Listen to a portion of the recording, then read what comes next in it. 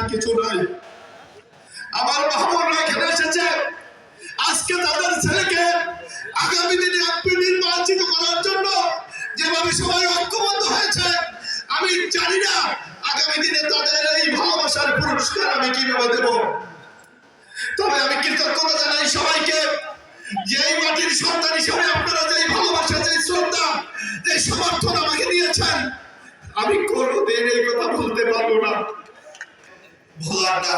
তবে আপনাদেরকে আমি কথা দিচ্ছি যে এই ভালোবাসা আপনারা দিয়েছেন, আগামী দিনে ইনশাআল্লাহ আল্লাহ যদি আমাদেরকে কবুল করে, আমি আমার রক্ত দিয়ে হলো আপনাদের এই ভালোবাসাকে আমি